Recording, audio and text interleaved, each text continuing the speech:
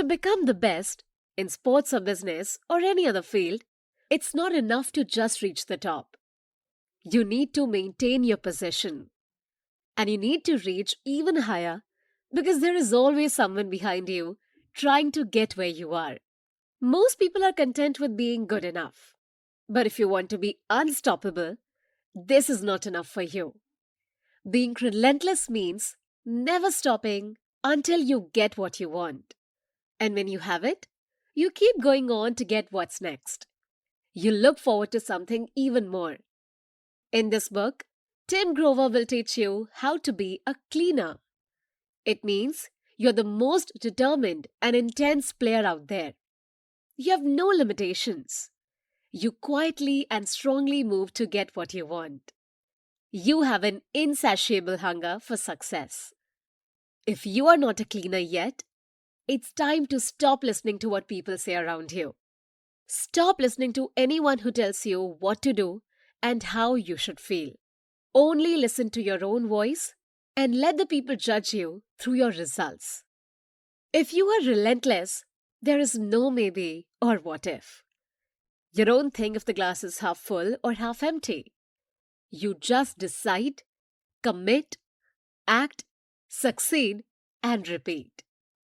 This book is about lifting your standard of excellence. It is going beyond what you think you are capable of. Being relentless means demanding more from yourself, more than anyone did. It is knowing that every time you stop, you can still do more. When your mind thinks, done, your gut says, what's next? This book will not teach you how to be the next Michael Jordan, Kobe Bryant, or Dwayne Wade.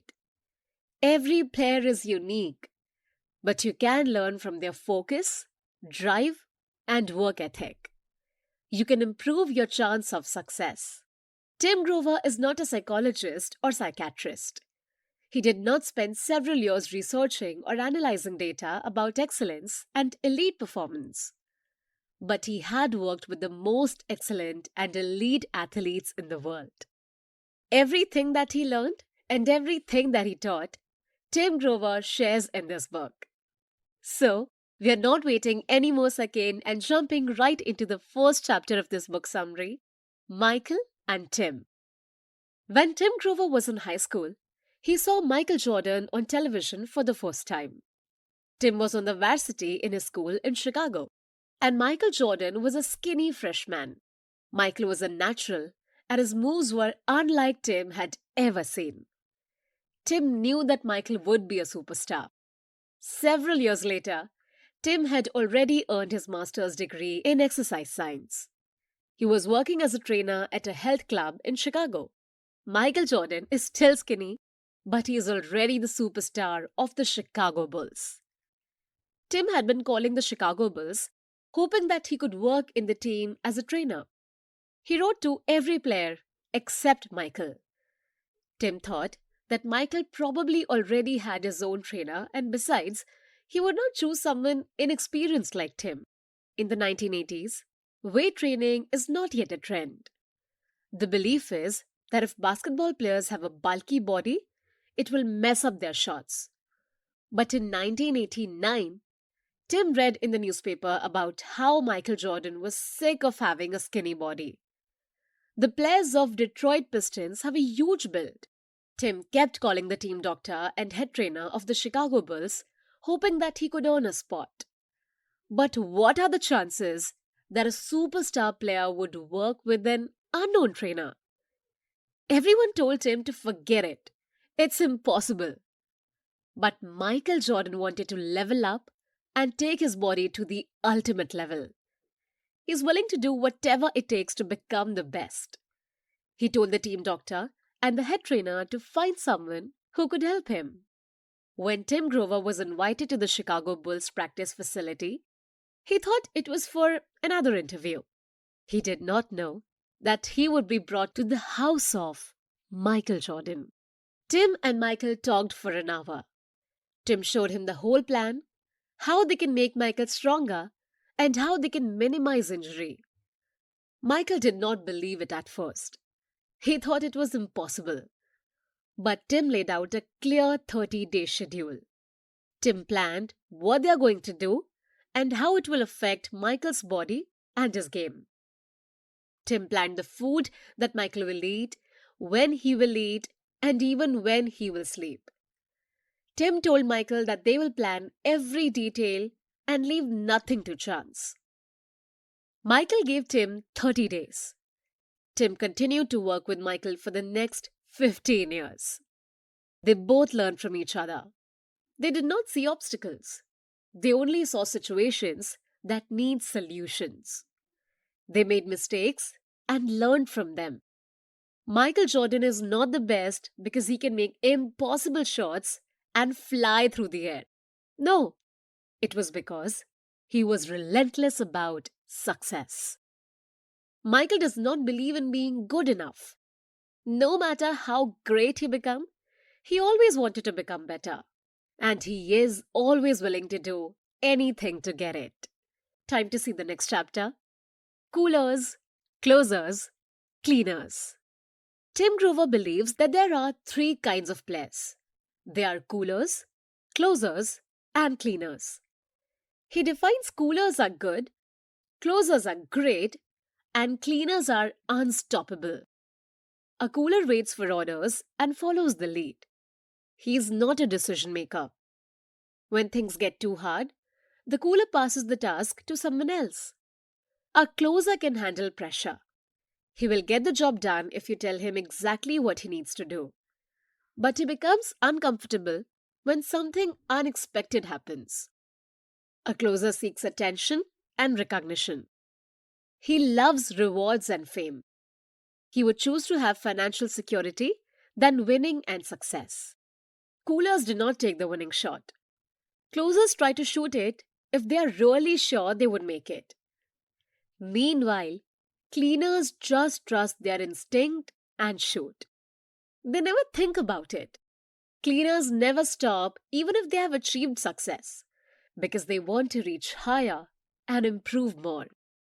Tim called cleaners as cleaners because they take responsibility.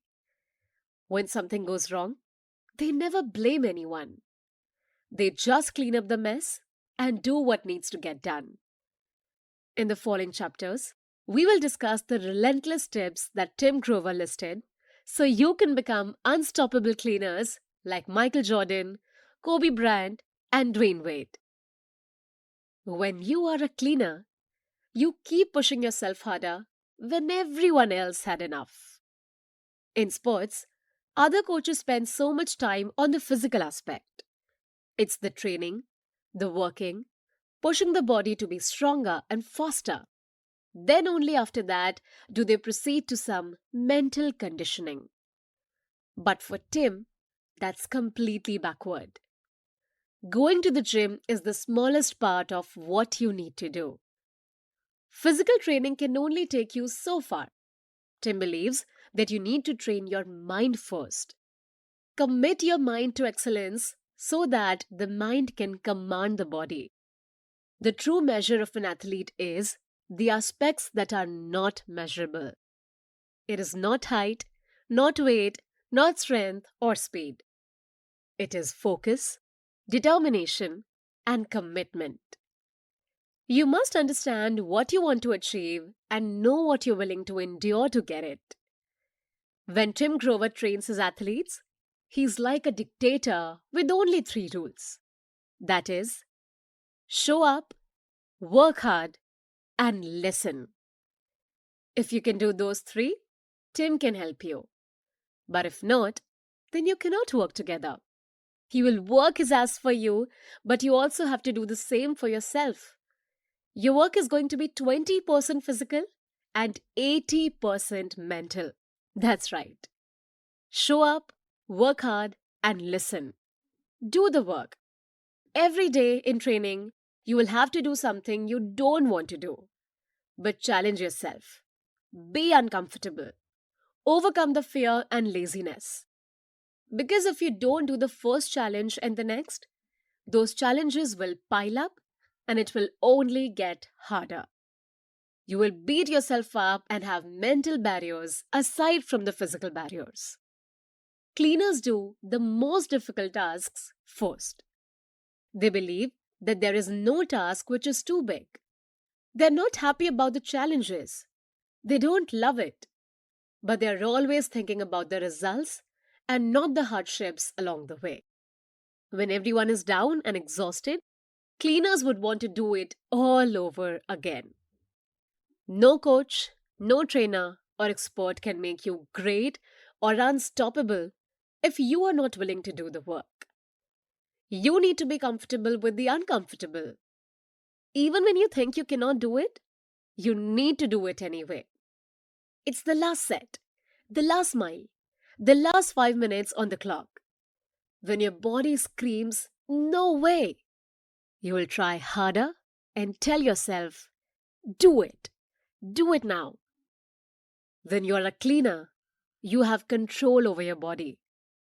It does not control you. Shut out all the emotion, fear, and physical stress. Just do it. When you are a cleaner, you get into the zone, shut out everything else, and control the uncontrollable. Alone, dark, and quiet. That is how it is for a cleaner. He's always alone, even in an arena full of people.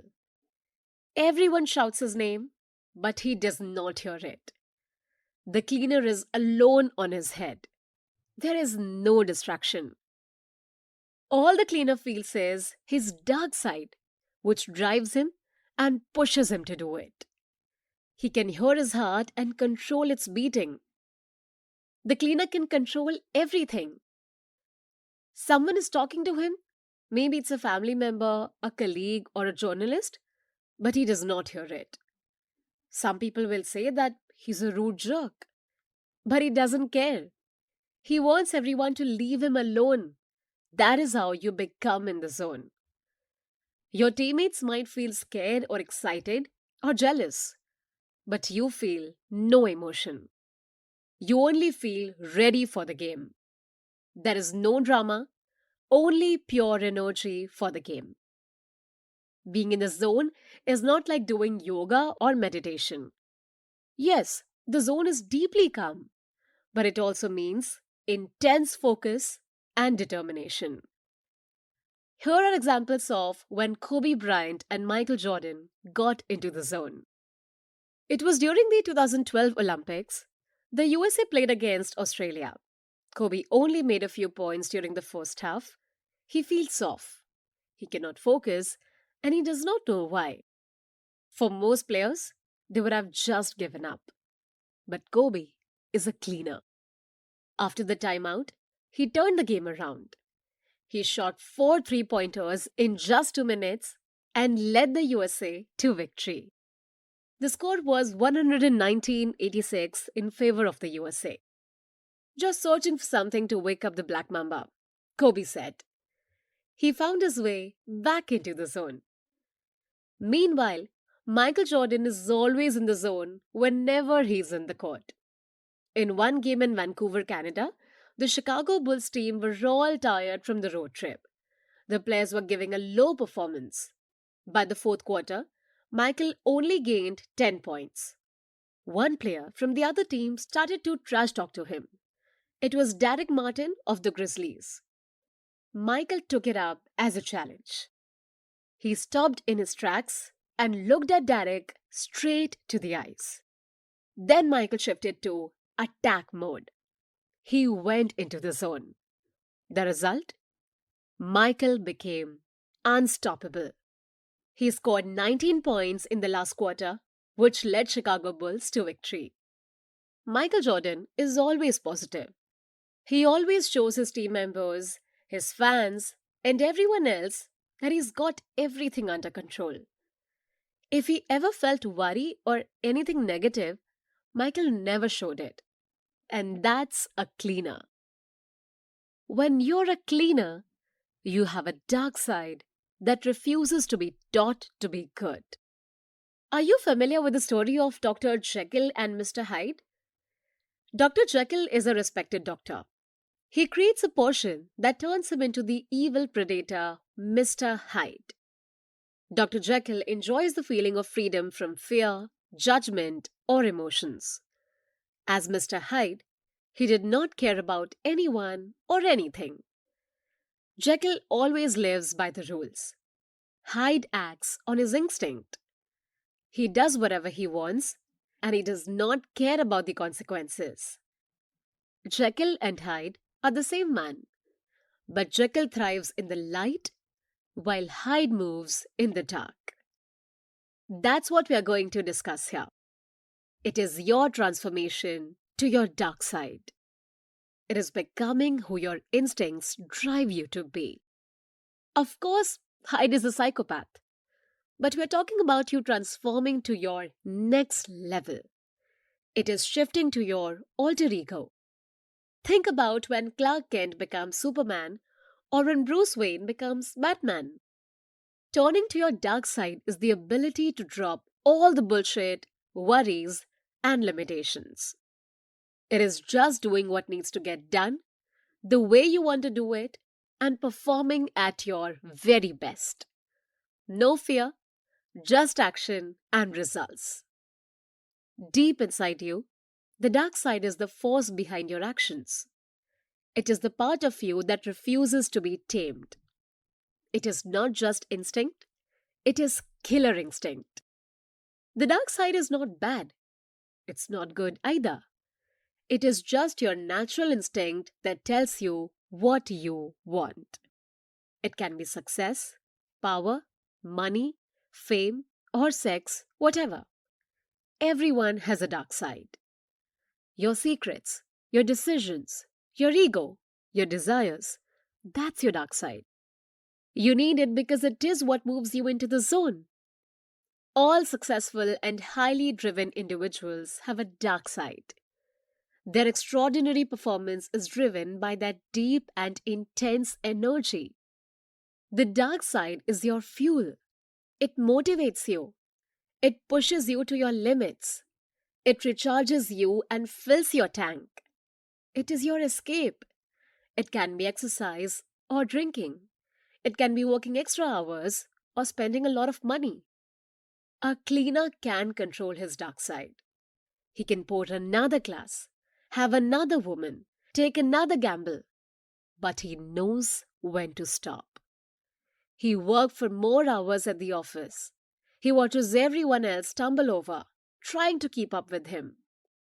When a cleaner wins, he finds the next thing he could win, and the next, and the next. Because he is relentless and he hungers for success. The adrenaline rush is high, and the cleaner craves that taste of total satisfaction. The cleaner cannot turn it off. It just defines him. There's that strong drive to always be the best at something. Attack, control, win. Cleaners are willing to do anything to get results. When you're a cleaner, when everyone is hitting the in case of emergency button, they're all looking for you. Every basketball season, it is expected that on the first day of October training camp, Tim Grover's phone would buzz non-stop with texts and calls from players. These players spend the whole summer relaxing and traveling. They forgot to work out and prepare themselves for the game. If not the players, it would be their agents or general managers calling Tim. They're all in panic. In case of emergency, break the glass. If you're a cleaner, everyone else has tried to solve the problem, and they can't. That's why they're looking for you. You know what's coming and you're prepared. People will watch how you will fix the problem. In 2012, Tim Grover arrived in Miami to help Dwayne Wade. Dwayne has a knee injury and he worries if he could still play. The Miami Heat is already going into Game 3. Tim told Dwayne straight about what he can and cannot do. Dwayne will need to undergo surgery after the season. There is no doubt on that. He cannot avoid it. But yes, Tim can help him to still be on the game. Dwayne can make it to Game 7 and he would feel better. Earlier, Tim was training with Kobe Bryant in Los Angeles. They were preparing for the Olympics. Tim could have given Dwayne some advice over the phone. They've not worked together for 2 seasons. Basically, Tim had 3 hours to learn about Dwayne's performance in the last 2 years. It was a big challenge that everyone has failed to own, so Tim took it upon himself to own it. By the end of the season, the Miami Heat won the championship. Dwayne Wade was holding the trophy, and Tim couldn't be more satisfied. A cooler is not a risk taker. A closer takes risk when the chance of failure is small and he can prepare in advance. For a cleaner, nothing is risky. Whatever happens, he would find a way out. Imagine that you're in a military operation. There's a clear strategy. Get into the building, make sure that it is empty, find the red door, go into it, and into the truck waiting downstairs. Do it before the whole building blows up. You do as ordered. Everything goes as planned. But when you find the red door, it is locked. It won't open whatever you do. There's no other way out. You feel panic knowing that the building will blow up any time. If you are a cleaner, your instinct will kick in. You will know several options, and you know that it will work because you have considered 30 scenarios even before entering the building. If you're a cleaner, you're so prepared. You have trained enough and practiced enough. You have so much experience. You know many options and you're truly ready for anything. If you're a cleaner, you have put in all the hard work.